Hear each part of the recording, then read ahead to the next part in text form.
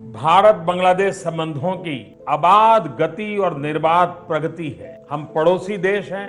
যখন একটি রাজনৈতিক দল যারা জয়লাভ করে সরকার গঠন করে তারা कल्पना कीजिए एक ऐसे देश की जिसका जन्म युद्ध, तबाही और भयंकर गरीबी के बीच हुआ हो।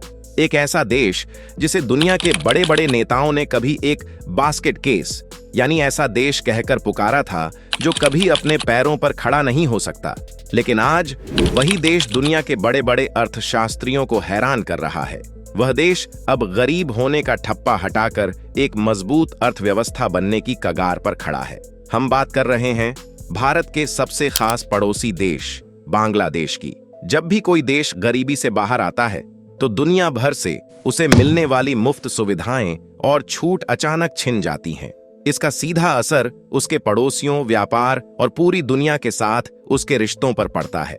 इसी बदलाव के बीच चीन भी इस मौके का फायदा उठाकर इस क्षेत्र में अपना जाल बिछाने की पूरी कोशिश कर रहा है। आखिर बांग्लादेश के इस बदलाव से भारत का क्या नुकसान हो सकता है?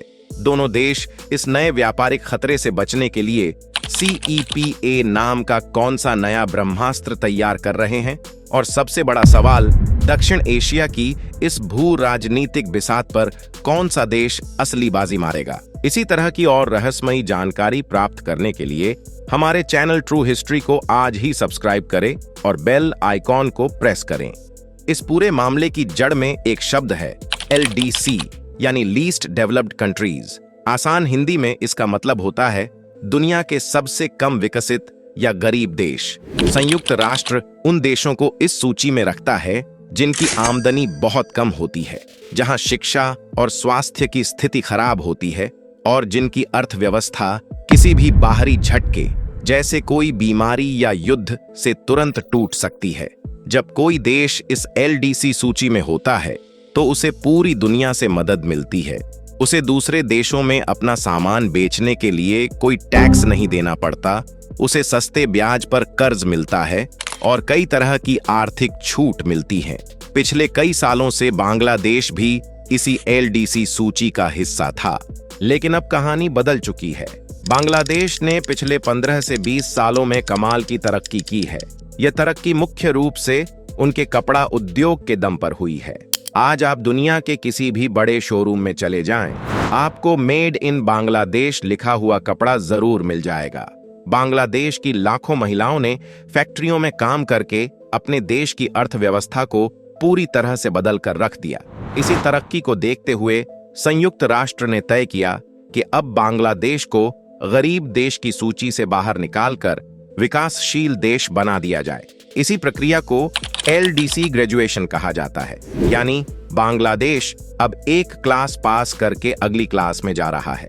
पहले यह तय हुआ था कि बांग्लादेश 2026 में पूरी तरह से LDC से बाहर हो जाएगा, लेकिन फिर दुनिया में कोरोना महामारी आ गई, रूस और यूक्रेन का युद्ध शुरू हो गया और दुनिया भर में डॉलर की कमी और महंगाई बढ़ गई। इन सब का असर बांग्लादेश पर भी पड़ा। इसलिए बांग्लादेश की सरकार ने संयुक्त राष्ट्र से अपील की कि उन्हें इस बदलाव के लिए थोड़ा और समय दिया जाए ताकि वे अपनी अर्थव्यवस्था को संभाल सकें। संयुक्त राष्ट्र ने यह बात मान ली है और अब बांग्लादेश को LDC से बाहर निकलने के लिए 2029 तक का समय मिल गया है। लेकिन शर्त यह है कि इन 3 सालों में उन्हें अपनी बैंकिंग प्रणाली और टैक्स सिस्टम में बड़े सुधार करने होंगे। अब सवाल यह उठता है कि अगर बांग्लादेश तरक्की कर रहा है तो इसमें भारत के लिए क्या चिंता की बात है? इसे समझने के लिए हमें दोनों देशों के बीच होने वाले व्यापार को देखना होगा। आज भारत और बांग्लादेश के बीच बहुत बड़े पैमाने पर व्यापार होता है। भारत बांग्लादेश को मशीनें, गाड़ियां, सूती धागा, बिजली और खाने पीने का सामान बेचता है। वहीं बांग्लादेश से भारत में मुख्य रूप से तैयार कपड़े और कुछ अन्य चीजें आती हैं। चूंकि बांग्लादेश अब तक एक गरीब देश था, इसीलिए भारत ने उसे ड्यूटी फ्री, कोटा फ्री की सुविधा दे रखी थी। इसका सीधा मतलब यह है कि जब बांग्लादेश का कोई व्यापारी अपना सामान भारत में बेचने के लिए भेजता था तो भारत सरकार उस पर कोई टैक्स, आयात शुल्क नहीं लगाती थी। इसी वजह से बांग्लादेश का सामान भारत में सस्ता बिकता था और उनका व्यापार फलता फूलता था।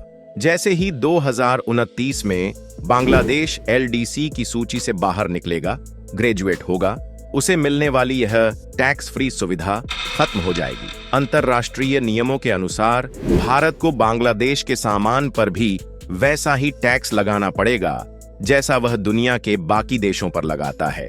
जब टैक्स लगेगा तो भारत के बाजारों में बांग्लादेश का सामान महंगा हो जाएगा।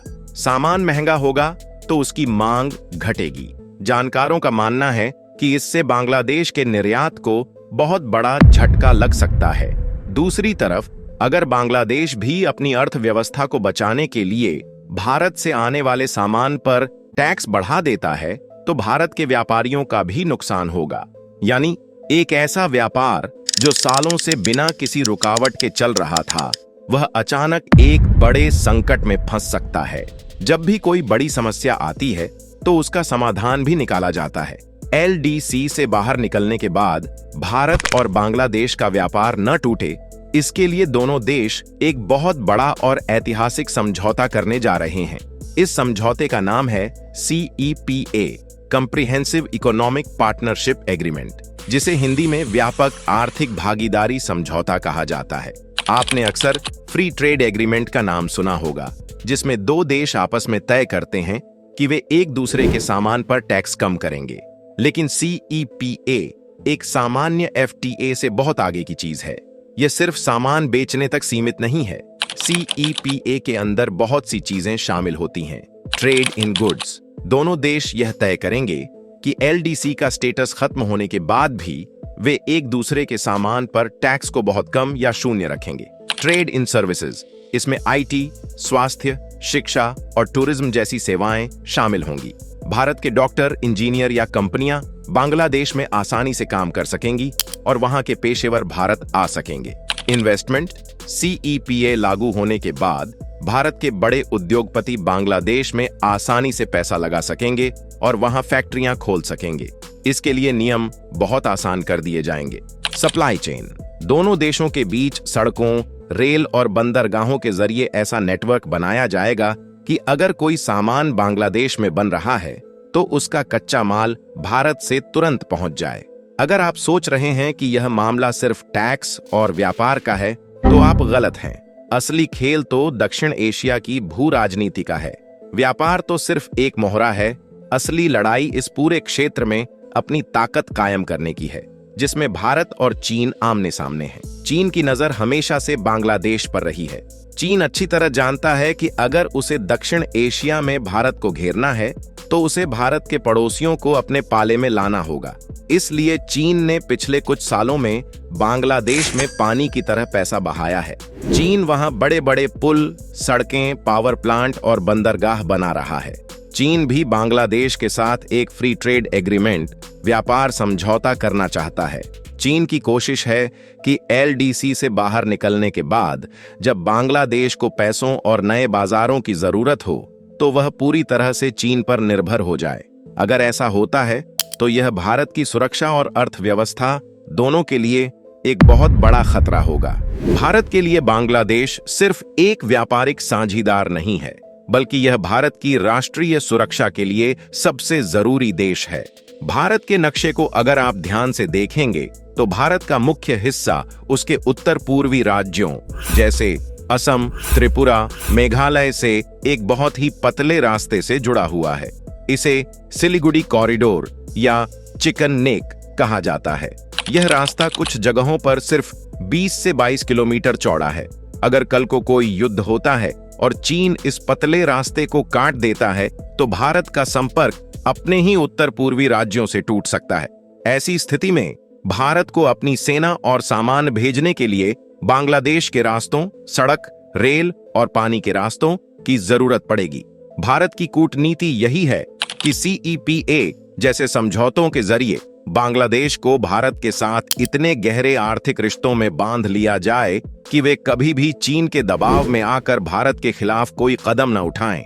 भारत ने हाल ही में बांग्लादेश के चट्टोग्राम और मोंगला बंदरगाहों का इस्तेमाल करने का अधिकार भी हासिल किया है, जिससे भारत के उत्तर पूर्वी राज्यों में सामान पहुंचाना बहुत आसान और सस्ता हो गया है।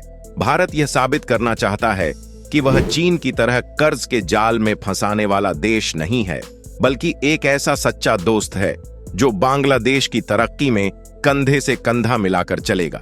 2029 में व्यापारिक छूट खत्म होने के बाद भारत और बांग्लादेश के बीच CEPA समझौता एक गेम चेंजर साबित होगा। चीन भले ही पैसों का लालच दे, लेकिन भारत बांग्लादेश का रिश्ता इतिहास और संस्कृति से जुड़ा है। अगर यह समझौता सफल रहा तो भारत इस क्षेत्र की सबसे बड़ी ताकत बनेगा। अगर जानकारी अच्छी लगी हो तो वीडियो को लाइक और शेयर जरूर करें। ऐसी ही शानदार और सच्ची खबरों के लिए चैनल को सब्सक्राइब करें। जय हिंद।